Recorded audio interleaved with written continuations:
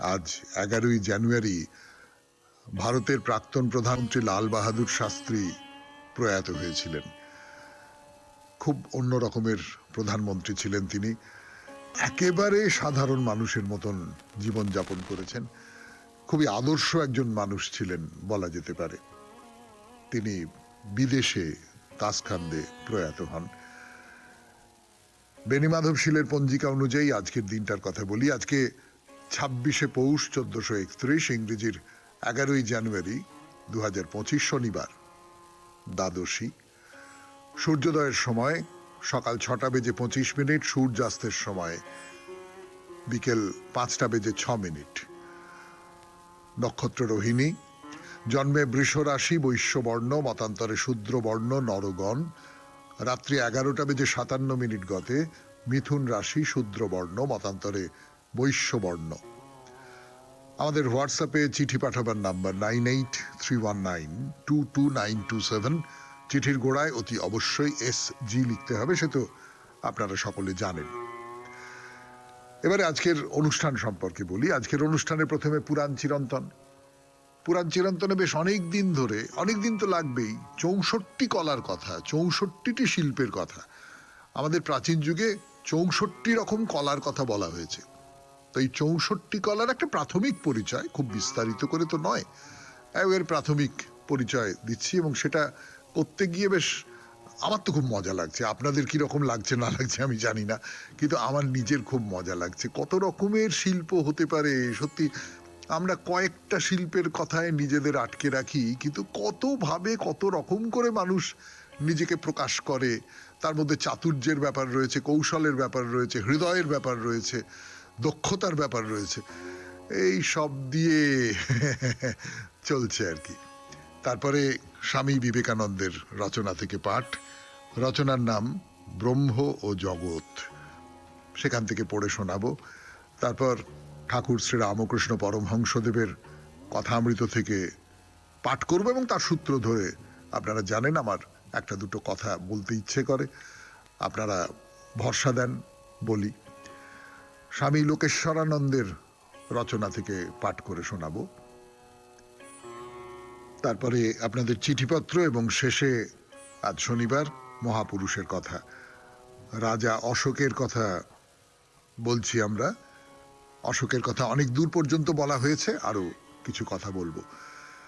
তাহলে 92.7 big FM এ শরণাগত অনুষ্ঠানে এখন গান, এবং গানের পর পুরাণ চিরন্তন, 64 কলার কথা। আমি আছি আপনাদের সঙ্গে, আপনাদের সৌমিত্র বসু।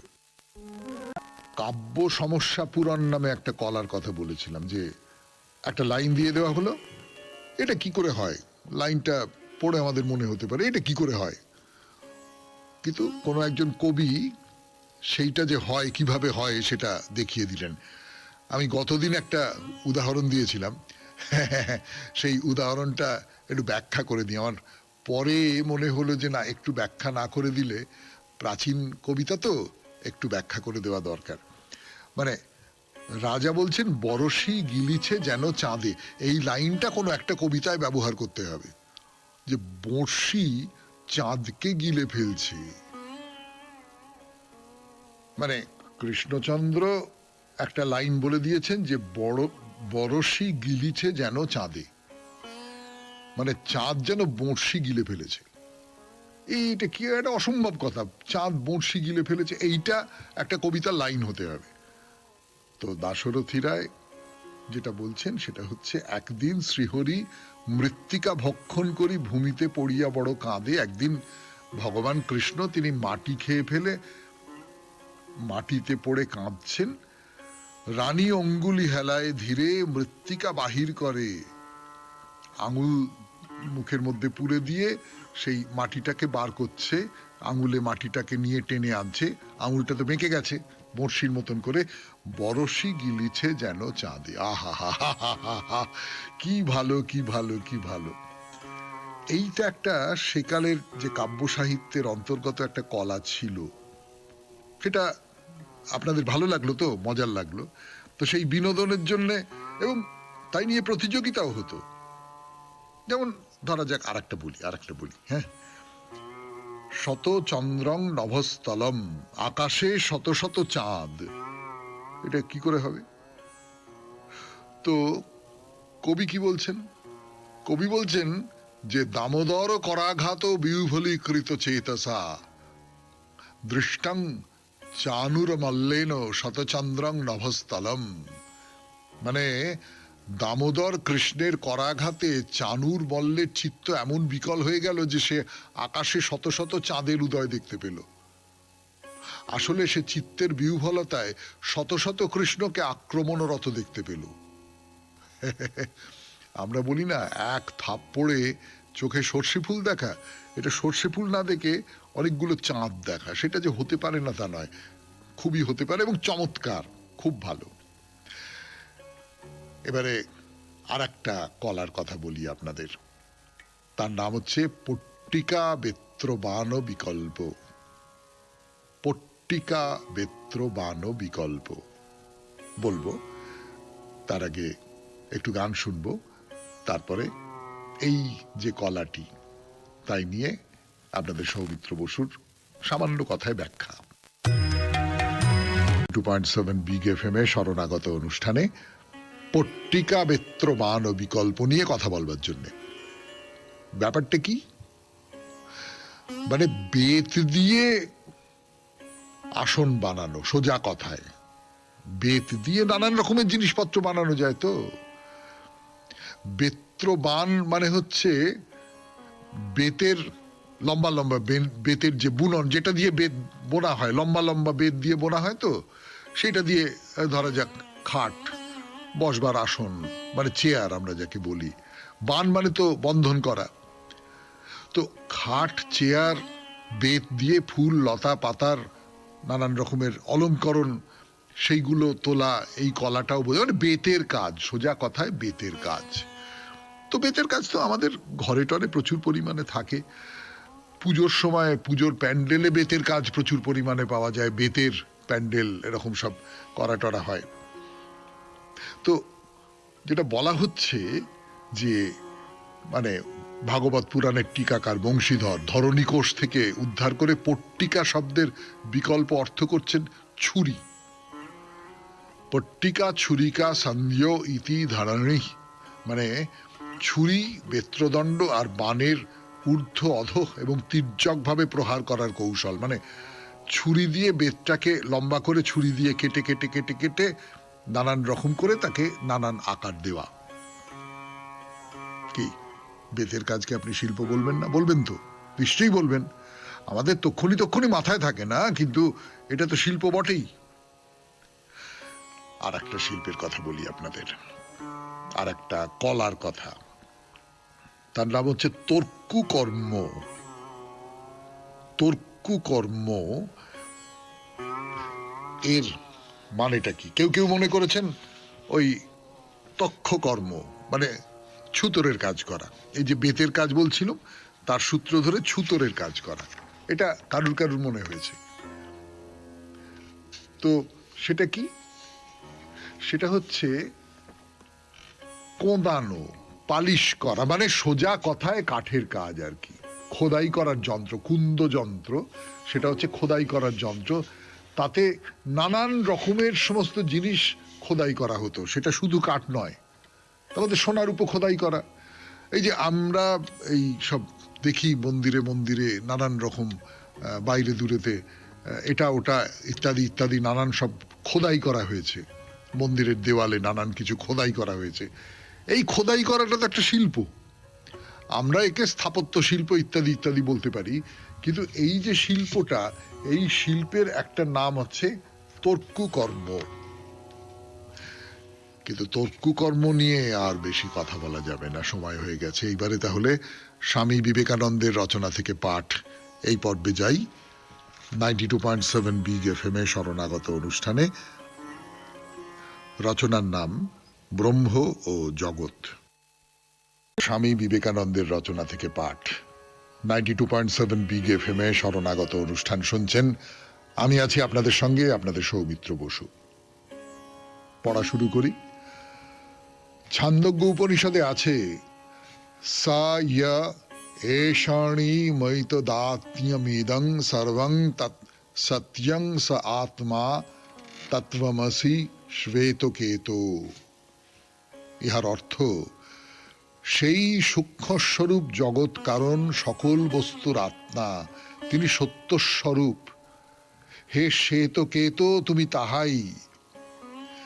এই তত্ত্বমসি বাক্য বেদান্তের মধ্যে পবিত্রতম বাক্য, মহাবাক্য বলিয়া কথিত হয়। আর ওই পূর্বধৃত বাক্যাংশ দ্বারা তত্ত্বমসির প্রকৃত অর্থ কি তাহাও বুঝা গেল। তুমি সেই। এতদ্ব্যতীত অন্য কোনো ভাষায় তুমি ঈশ্বরকে বর্ণনা করিতে পারো না। ভগবানকে পিতা, মাতা, ভ্রাতা বা প্রিয় বন্ধু বলিলে তাহাকে বিষয়ীভূত করিতে হয়, তাহাকে বাহিরে আনিয়া দেখিতে হয়। তাহা তো কখনো হইতে পারে না। তিনি সকল বিষয়ের অনন্ত বিষয়ী। যেমন আমি চেয়ারখানি দেখিতেছি, আমি চেয়ারখানির দ্রষ্টা, আমি উহার বিষয়ী। তেমনি ঈশ্বর আমার আত্মার নিত্য দ্রষ্টা, নিত্য জ্ঞাতা, নিত্য বিষয়ী। কি রূপে তুমি তাহাকে, তোমার আত্মার অন্তরাত্মাকে, সকল বস্তুর প্রকৃত সত্তাকে বিষয়ীভূত করিবে, বাহিরে আনিয়া দেখিবে? অতএব পুনরায় বলিতেছি, ঈশ্বর জ্ঞেয় নহেন, অজ্ঞেয় নহেন। তিনি জ্ঞেয় অজ্ঞেয় অপেক্ষা অনন্ত গুণ মহিয়ান। তিনি আমাদের সহিত অভিন্ন। আর যাহা আমার সহিত এক, তাহা কখনো আমার জ্ঞেয় বা অজ্ঞেয় হইতে পারে না।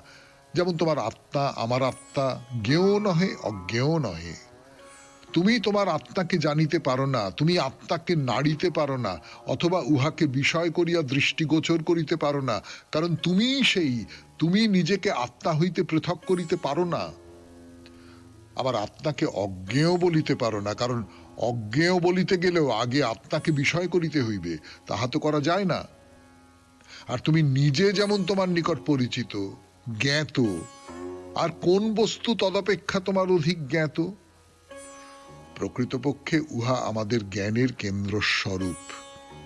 ঠিক এইভাবেই বলা যায়, ঈশ্বর জ্ঞাতও নহেন, অজ্ঞেয় নহেন, তদপেক্ষা অনন্ত গুণে মহিয়ান, কারণ তিনিই আমাদের আত্মার অন্তরাত্মা। অতএব প্রথমত আমরা দেখিতেছি, পূর্ণ ব্রহ্মসত্তা হইতে কি রূপে জগৎ হইল, এই প্রশ্নই স্ববিরোধী। আর দ্বিতীয়ত আমরা দেখিতে পাই, অদ্বৈতবাদে ঈশ্বরের ধারণা এই একত্ব। সুতরাং আমরা তাহাকে বিষয়ীভূত করিতে পারি না, কারণ জ্ঞাতসারেই হউক আর অজ্ঞাতসারেই হউক, আমরা সর্বদা তাহাতেই জীবিত এবং তাহাতে থাকিয়াই যাবতীয় কার্যকলাপ করিতেছি। আমরা যাহা করিতেছি সবই সর্বদা তাহারই মধ্য দিয়া করিতেছি। এখন প্রশ্ন, এই দেশ ও কাল ও নিমিত্ত কি? অদ্বৈতবাদের মর্ম তো এই, একটি মাত্র বস্তু আছে, দুইটি নাই। আবার কিন্তু বলা হইতেছে, সেই অনন্ত ব্রহ্ম দেশ ও কাল ও নিমিত্তের আবরণের ভিতর দিয়া নানা রূপে প্রকাশ পাইতেছেন। অতএব এখন বোধ হইতেছে দুইটি বস্তু আছে, সেই অনন্ত ব্রহ্ম আর মায়া বা দেশ ও কাল ও নিমিত্তের সমষ্টি। আপাতত দুইটি বস্তু আছে, ইহাই যেন স্থির সিদ্ধান্ত বলিয়া মনে হয়। অদ্বৈতবাদী ইহার উত্তরে বলেন, বাস্তবিক ইহাকে দুই বলা যায় না। দুইটি বস্তু থাকিতে হইলে উভয়েরই ব্রহ্মের মতো স্বতন্ত্র হওয়া আবশ্যক, যেন উহাদের উপর কোনো নিমিত্ত কার্য করিতে না পারে। প্রথমত, দেশ ও কাল ও নিমিত্তের স্বতন্ত্র অস্তিত্ব আছে বলা যাইতে পারে না। আমাদের মনের প্রতিটি পরিবর্তনের সহিত কাল পরিবর্তিত হইতেছে, সুতরাং উহার স্বতন্ত্র অস্তিত্ব নাই। কখনো কখনো স্বপ্নে দেখা যায় যেন অনেক বৎসর জীবন ধারণ করিয়াছি, কখনো কখনো আবার বোধ হয় মুহূর্তের মধ্যে কয়েক মাস অতীত হইল। শুনলেন স্বামী বিবেকানন্দের রচনা থেকে পাঠ। 92.7 বিগ FM এ শরণাগত অনুষ্ঠানে এখন গান, গানের পর ঠাকুর শ্রী রামকৃষ্ণ পরমহংসদেবের কথা। 2.7 বিগ FM এ শরণাগত অনুষ্ঠানে আমি আছি আপনাদের সঙ্গে, আপনি সৌমিত্র বসু। এখন কথা অমৃত থেকে পাঠ, ঠাকুর শ্রী রামকৃষ্ণ পরমহংসদেবের কথা অমৃত। ঠাকুর যেটা বলছেন, মানে এর আগের দিন বলছিলাম আপনাদের যে হৃদয় মন্দির আগে পরিষ্কার করতে হয়, ঠাকুর প্রতিমা আনতে হয়, পুজোর আয়োজন করতে হয়। কোনো আয়োজন নেই, ভোঁ ভোঁ করে শাঁখ বাজানো, তাতে কি হবে? অর্থাৎ লোকশিক্ষার প্রসঙ্গে ঠাকুর বলছেন এই কথাটা, নানান রকম আয়োজনের সূত্রে বলছেন ঠাকুর এই কথাটা, আড়ম্বর পুজোর নানান রকমের সমস্ত আড়ম্বর করা হচ্ছে। এই ধরুন আমাদের এই যে বঙ্গে, বিশেষ করে বঙ্গের কথাই বলছি আপনাদের, এই বঙ্গে কত কত পুজো হয়, দুর্গা পুজোর সময়, কালী পুজোর সময় বিশেষ করে কত পুজো হয়। এই পুজোর মধ্যে কটা পুজোয় সত্যিকারের ওই যেটাকে হৃদয় মন্দির পরিষ্কার করে পুজোটা করা হয়, সত্যি করে হৃদয়ের মধ্যে ঠাকুরকে প্রতিষ্ঠা করা হয়, সত্যি করে হৃদয়ের মধ্যে পুজোর আয়োজন করা হয়। এটা একটা কার্নিভাল, এটা একটা ফেস্টিভ্যাল, এইরকম একটা হয়ে গেছে। তো অধিকাংশ ক্ষেত্রে, আমি সকলের ক্ষেত্রে নিশ্চয়ই নিশ্চয়ই নিশ্চয়ই নিশ্চয়ই নিশ্চয়ই বলছি না, কিন্তু অনেকের ক্ষেত্রে তো তাই, যে এইটা একটা এরকম একটা উৎসব, একটা উৎসব। উৎসব, মা আমার ঘরে আসছেন, সেটা উৎসব হবে না? নিশ্চয়ই উৎসব। মেয়ে তার বাপের বাড়িতে আসছে, উৎসব হবে না? নিশ্চয়ই উৎসব। কিন্তু সেই উৎসব মনের ভেতরে জাগছে কি? এইটা এইটা ঠাকুর বলছেন। আর একটা কি কথা বলছেন, বিজয় কৃষ্ণ গোস্বামীকে বলছেন যে, আচ্ছা তোমরা তো পাপ পাপ বললে কেন? আরে 100 বার আমি পাপি বললে তাই হয়ে যায়? এইটাও তো ঠাকুরের পুরনো কথা। এটা পাপের ক্ষেত্রে না, যে কোনো ক্ষেত্রেই। এটা শুধু ঠাকুরের কথা কেন, তারও পুরনো কথা। আমি রাম রাম রাম রাম রাম রাম রাম রাম রাম রাম করতে করতে করতে করতে আমার মন পাল্টে যাবে। ঠিক তেমনি করে আমি পাপি আমি পাপি আমি পাপি আমি পাপি করতে করতে আমি পাপি হয়ে যাব। পাপি হয়ে যাব মানে আমার মনের ভেতরটা সংকুচিত হয়ে যাবে, আমার মনের ভেতরটা আড়ষ্ট হয়ে যাবে, আমার মনে হবে আমি পাপি, আমি আমি কত পাপি, ছি ছি ছি ছি, আমি মনের দিক থেকে নিচু হয়ে যাব। তার চেয়ে আমি যদি ডঙ্কা বাজিয়ে বলি কিসের পাপ, আমি মায়ের ভক্ত, আমার আবার কিসের পাপ, আমি শিবের ভক্ত, আমি কৃষ্ণের ভক্ত, আমার কিসের পাপ হে, পাপ, এরকম যদি করতে পারি। ঠাকুর কি বলছেন, বলছেন এমন বিশ্বাস করা চাই যে তার নাম করেছি, আমার আবার পাপ কি? তিনি আমাদের বাপ মা, তাকে বলো যে পাপ করেছি আর কখনো করব না, আর তার নাম করো, তার নামে সকল দেহ মন পবিত্র করো, জিহ্বাকে পবিত্র করো, তার নাম করো। 92.7 বিগ এফএম এ শরণাগত অনুষ্ঠানে শুনছেন কথামৃত থেকে পাঠ। আমি আছি আপনাদের সঙ্গে, আপনাদের সৌমিত্র বসু। ফিরে আসছি, একটু গান শুনে নি। আপনাদের সৌমিত্র বসুর কথা, সৌমিত্র বসুর কথা নয় যদিও, ঠাকুরের কথা, ঠাকুর শ্রী রামকৃষ্ণ পরমহংসদেবের কথা, তার মধ্যে সৌমিত্র বসু কিছু কিছু তার কথা মিশিয়ে দিচ্ছে অসীম স্পর্ধা ভরে। কিন্তু ওই আমি ঠাকুরের নাম করছি, আমার আবার ভয় কি, আমার আবার পাপ কি, আমার যা মনে হয় বলবো ব্যাস, এইরকম করে বলতে পারে। তো যাই হোক, ঠাকুর দক্ষিণেশ্বর মন্দিরে বিকেলবেলা নিজের ঘরে পশ্চিমের বারান্দায় বসে আছেন, কথা টথা বলছেন, সঙ্গে বাবুরাম আছেন, মাস্টার আছেন, রামদয়াল আছেন।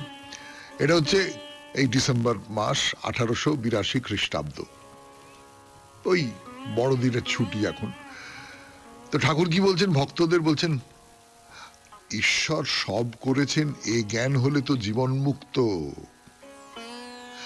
আমরা কি সত্যি সত্যি এই জ্ঞানটা আমাদের ভেতরে আনতে পেরেছি? আমরা তো বলি যে হ্যাঁ আমি তো এইটা করলাম, আমি তো ওইটা করলাম। আমরা তো বলি যে না আমার না খুব কষ্ট হলো, আমার না অমুকটা হলো, আমি না এইরকম একটা সমস্যায় পড়েছি, আমি আমি আমি আমি এরকম করেই তো বলি।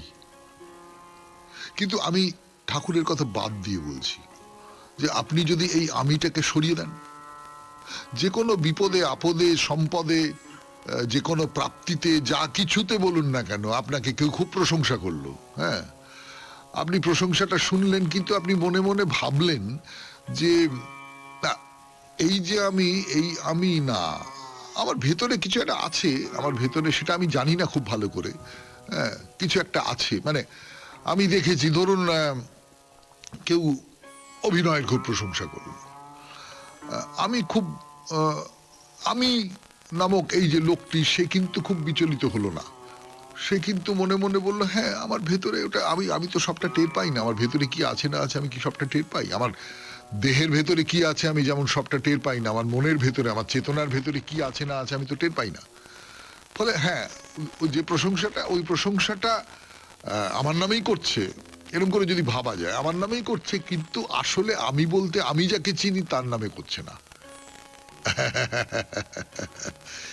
এইটা যদি ভাবা যায়, ভাবতে পারা যায়, ভাবাটা একটু শক্ত হয় হয়তো, কিন্তু এইটা যদি ভাবতে পারা যায় তাহলে খুব ভালো হয়।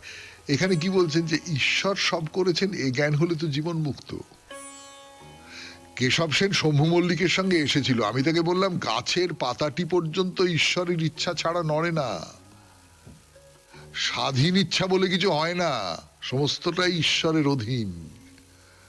এই যে আমার মনের মধ্যে নানান রকম, এমনিতেই স্বাধীন ইচ্ছা বলে কি কিছু হয়? মানে আমি যদি খুব জড়বাদী বিজ্ঞানীর দৃষ্টিতে দেখি, তাহলেও আপনি ভেবে দেখবেন স্বাধীন ইচ্ছা বলে কিছু হয় না। তার কারণ আপনার যে ইচ্ছা, সেই ইচ্ছাটাকে আপনার পরিবারের মানুষজন, আপনি যে সমস্ত বইপত্র পড়েন সেই বইপত্র, আপনি যে সমস্ত সিনেমা থিয়েটার দেখেন সেই সমস্ত কিছু, আপনার চারপাশের মানুষজন, আপনার চারপাশের যে মিডিয়া, প্রচার মাধ্যম, ফেসবুক, টুইটার ইত্যাদি ইত্যাদি, যে সমস্ত কিছুর মধ্যে আপনি আছেন, হোয়াটসঅ্যাপ, এই সমস্ত কিছু কত রকম ভাবে আপনাকে নিয়ন্ত্রণ করছে সে আপনার কোনো ধারণাই নেই, বা আমরা ধারণাই করতে পারি না। পুরোটাই যাকে ইংরেজিতে বলে টিউটার্ড বাই অমুক অমুক অমুক অমুক অমুক অমুক অমুক অমুক, তারাই আপনাকে নিয়ন্ত্রণ করছে। কাজী কাজী এখানে ঠাকুর বলছেন যে সবটাই ঈশ্বরের অধীন, ঈশ্বর এটা করছেন। যদি ঈশ্বরের ইচ্ছে না হয় তাহলে আপনি কোনো কাজ করতে পারবেন না। কথামৃতের থেকে পাঠ শেষ হলো আজকের মতো। 92.7 বিগ এফএম এ শরণাগত অনুষ্ঠানে একটু গান শুনবো, গানের পর স্বামী লোকেশ্বরানন্দের রচনা থেকে পাঠ, শিক্ষার জন্যই শিক্ষা। ফিরে আসছি, আমি আপনাদের সৌমিত্র বসু। 92.7 শিক্ষা শুনছেন 92.7 বিগ এফএম এ শরণাগত, জীবনের সহজ পাঠ। শিক্ষার জন্যই শিক্ষা, এই বিখ্যাত কথাটি কতটা সঙ্গত, এটা কি সম্ভব? আর যদি তা সম্ভব হয় সেটা কি অভিপ্রেত? অনেকে বলতে পারেন শিল্পকলার জন্যই শিল্পকলা বলে যে একটা কথা আছে তা শিক্ষার ক্ষেত্রে খাটে না। তা যেমন সম্ভব নয় তেমনি বাঞ্ছিতও নয়। শিক্ষার একটা উদ্দেশ্য থাকা চাই, কিন্তু প্রশ্ন হবে সেই উদ্দেশ্য বা লক্ষ্যটি কি? সেই উদ্দেশ্যটি কে ঠিক করে দেবে?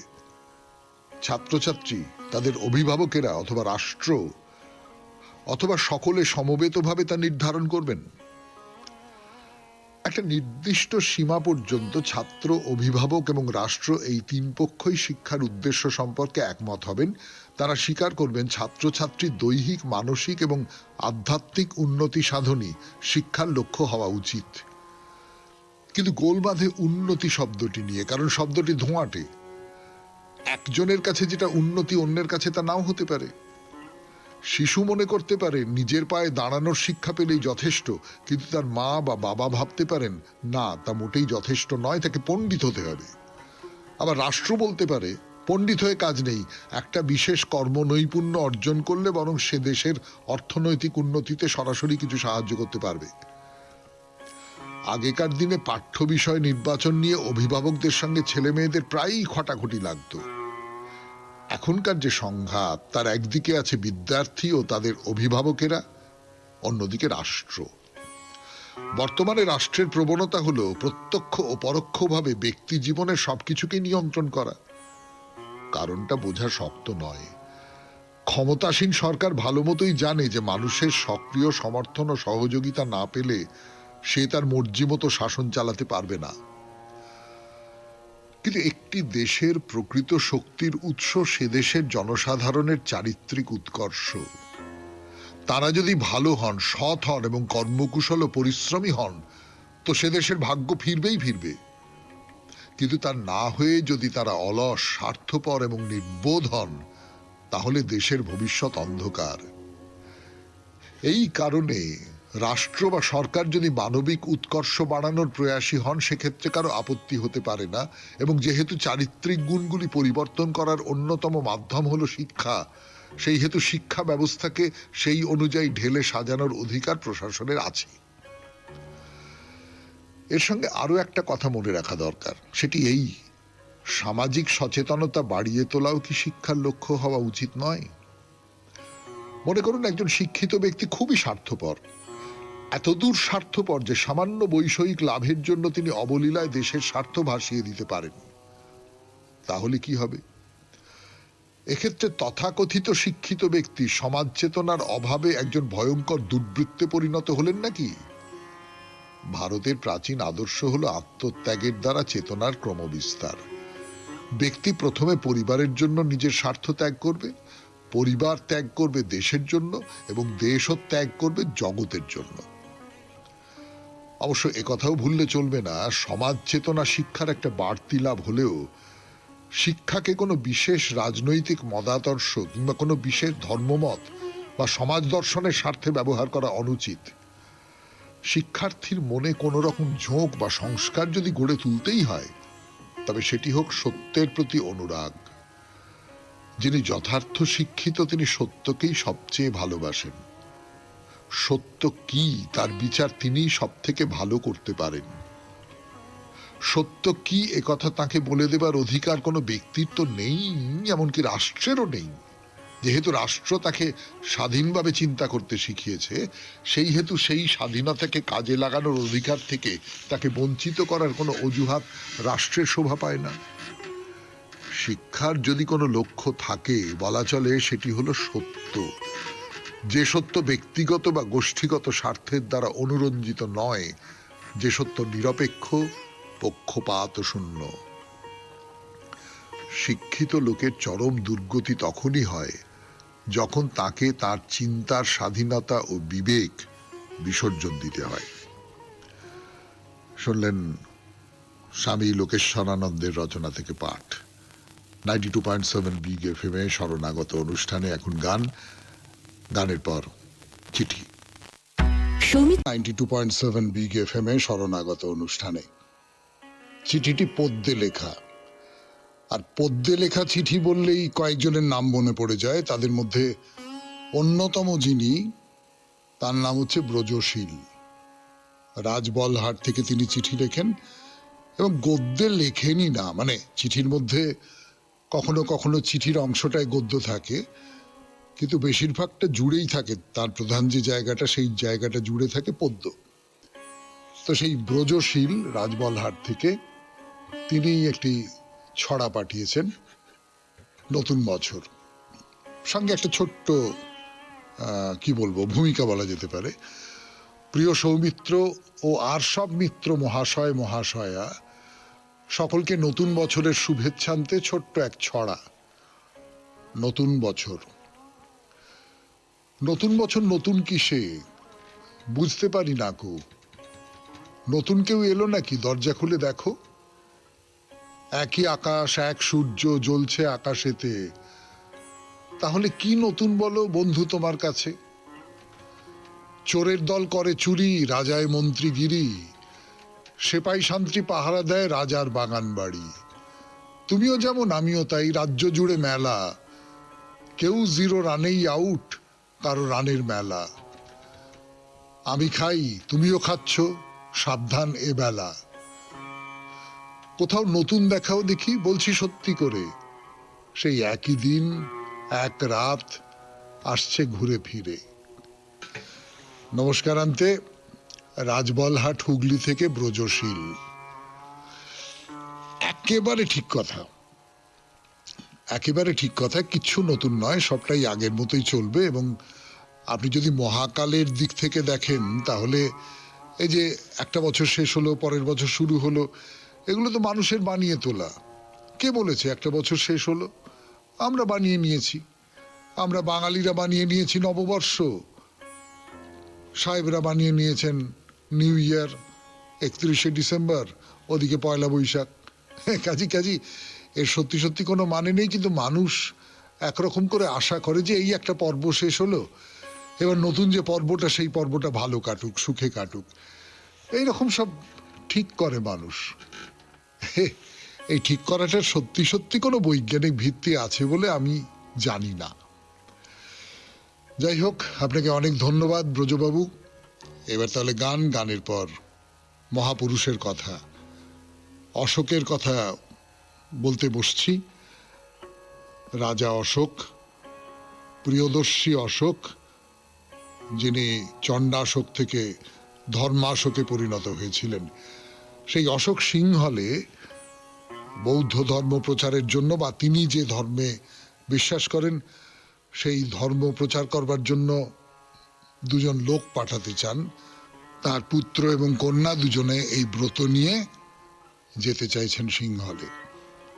ফিরে আসছি গানের পর 92.7 বিগ এফএম এ শরণাগত অনুষ্ঠানে অশোকের কথা। ফিরে এলাম আপনাদের সৌমিত্র বসু 92.7 বিগ এফএম এ শরণাগত অনুষ্ঠানে। অশোক, মহামতি অশোক, তিনি সভায় দাঁড়িয়ে বলছেন যে কে এই কাজ নেবে, কে এর দায়িত্ব নেবে। আমি একেবারে দাক্ষিণাত্যে সিংহলে এই ধর্ম প্রচার করতে চাই। তখন ছেলে মহেন্দ্র উঠে দাঁড়িয়ে বলল যে আমি ধর্ম প্রচারের জন্য যাব। অন্যদিকে মেয়ে উঠে দাঁড়িয়ে বলল, বাবা আমিও দাদার সঙ্গে ধর্ম প্রচারে যাব। মহেন্দ্র আর তার ভাই সংঘমিত্রা দুজনে মিলে ধর্ম প্রচার করবার জন্য যাচ্ছেন সিংহলে। তো সিংহলে যাচ্ছেন তারা, সেই সঙ্গে সঙ্গে 4 জন বৌদ্ধ সন্ন্যাসীও যাচ্ছেন। এবারে সিংহলের রাজা তখন ছিলেন তিস্য। তো তিস্য রাজসভায় বসে আছেন, সভাসদেরা বসে আছে সকলে রাজসভায়, মহাসমারোহ ইত্যাদি ইত্যাদি। তেমন সময় 5 জন, মহেন্দ্র, সংঘমিত্রা এবং আরো তার যে বৌদ্ধ সন্ন্যাসী, 5 জনে মিলে সেই সভায় গিয়ে দাঁড়িয়েছেন।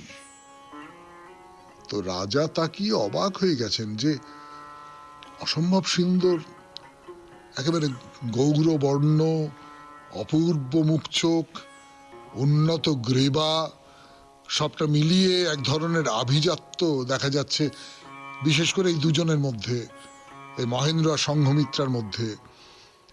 কি এরা এমন সুন্দর 5 ভিক্ষু কোথা থেকে এলেন, বিশেষ করে এই দুজন? তা রাজা তিস্য জিজ্ঞেস করলেন যে আপনারা কে, কোথা থেকে আসছেন, কি আপনাদের পরিচয়? তা মহেন্দ্র নিজের পরিচয় দিলেন যে আমরা দুই ভাই বোন, আমরা মহামতি অশোক, তার পুত্র এবং কন্যা। ভারত সম্রাটের পুত্র কন্যা তারা এসেছেন, যিনি ভারতবর্ষের সম্রাট হবেন। তিনি সমস্ত রকম বিলাস ব্যসন ত্যাগ করে ভিক্ষার পাত্র তুলে নিয়েছেন হাতে। তার যিনি কন্যা, রাজকুমারী, সম্রাট কন্যা, সম্রাট দুহিতা, তিনি এরকম ভিক্ষুণীর বেশে চলে এসেছেন। এই যে ত্যাগ, এইটা দেখে তিস্যর মাথা নিচু হয়ে গেল। তো তিস্য বললেন, আপনারা ধর্ম প্রচার করুন, আমার কোনো আপত্তি নেই। এই সিংহলে বৌদ্ধ ধর্মের প্রচার শুরু হলো। সমস্ত সিংহল বৌদ্ধ ধর্মে দীক্ষিত হলো। সে তো মহেন্দ্র করবেন, পুরুষদের মধ্যে তিনি ধর্মমত প্রচার করবেন, মেয়েদের মধ্যে তো তিনি ধর্ম প্রচার করতে পারেন না। তো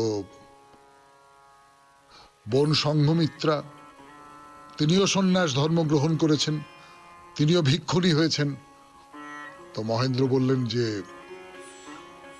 আমি মহারাজকে সংবাদ পাঠাচ্ছি, যদি তুমিও ধর্ম প্রচার করো, বলে সম্রাট অশোকের কাছে সংবাদ পাঠালেন মহেন্দ্র। শুনছেন মহাপুরুষের কথা 92.7 বিগ এফএম এ শরণাগত অনুষ্ঠানে। আমি আছি আপনাদের সঙ্গে, আপনাদের সৌমিত্র বসু। অশোকের কথা, অশোকের ধর্ম প্রচারের কথা, সেই সূত্রে মহেন্দ্রর কথা, সংঘমিত্রার কথা বলবার জন্য ফিরে আসছি। একটু গান শুনে নিই। এসেছেন, তাকে দেখে সিংহলের জনসাধারণ একেবারে মুগ্ধ হয়ে গেল। সংঘমিত্রা সিংহলী মেয়েদের মধ্যে বুদ্ধের বাণী প্রচার করবার দায়িত্ব নিলেন। তো সিংহল ছাড়া আরো আরো বহু বহু বহু জায়গায় বৌদ্ধ ধর্ম প্রচারের জন্য লোক পাঠালেন অশোক। যেই অহিংসা এবং প্রেমের বাণী হিন্দু বৌদ্ধ সমস্ত মানুষকে উদ্বুদ্ধ করবে। শোনা যায় তার দূত পশ্চিম এশিয়া, এমনকি সুদূর মিশর গ্রিস দেশেও ধর্ম প্রচারের জন্য গিয়েছিল। প্রধানত অশোকের প্রচেষ্টাতেই বৌদ্ধ ধর্মের এত প্রসার ঘটেছিল। কিন্তু এটা ব্রাহ্মণেরা মেনে নেবে কেন? ব্রাহ্মণেরা এটা ভালো করে গ্রহণ করলো না। তাছাড়া সম্রাট অশোকের একজন রানীও এই বৌদ্ধ ধর্মের প্রতি শ্রদ্ধাশীল ছিলেন না। তিনি ব্রাহ্মণদের সঙ্গে গোপনে ষড়যন্ত্র করতে আরম্ভ করলেন। প্রথমে অশোক কিছু জানতেন না। তো কয়েকদিন পরে তার কয়েকজন বিশ্বস্ত অনুচর তাকে বললেন যে আপনার বিরুদ্ধে এরকম ষড়যন্ত্র হচ্ছে, আপনার রানী এই ষড়যন্ত্রের সঙ্গে যুক্ত, ইত্যাদি ইত্যাদি। তো অশোকের খুব কষ্ট হলো। যে আদর্শকে এতদিন ধরে আমি লক্ষ লক্ষ মানুষের কাছে প্রচার করেছি, আজ আমার নিজের স্ত্রী তার বিরোধিতা করছে। না না, আমার এই রাজ্যপাট চাই না, আমার এই সংসার চাই না। তিনি সে সমস্ত কিছু ত্যাগ করে বৌদ্ধ বিহারে গিয়ে আশ্রয় নিলেন। তো অশোক তো চলে গেলেন, তার বদলে তার সিংহাসনে বসলেন নাতি সম্পাতি। সম্পাতি বৌদ্ধ ধর্ম ব্যাপারটাকে খুব একটা পছন্দ করতেন না। তো অশোকের আমলে ওই ধর্ম প্রচারের জন্য, প্রজাদের কল্যাণের জন্য যে সমস্ত টাকা পয়সা খরচা করা হতো, সম্পাতি রাজা হয়ে এসে সেই সমস্ত ব্যয় কমিয়ে দিলেন। অশোকের যে সরল অনাড়ম্বর জীবনযাপনে উদ্বুদ্ধ হয়ে রাজবাড়ির বা তার সভাসদ যারা, তারাও বেশ মিতব্যয়ী হয়ে উঠেছিল। সম্পাতির আমলে আবার তারা ভোগবিলাস বাড়াতে আরম্ভ করলো। এমনি করে আস্তে আস্তে আস্তে আস্তে অশোকের যে আদর্শ গড়ে উঠেছিল সেইটা ভাঙতে লাগলো।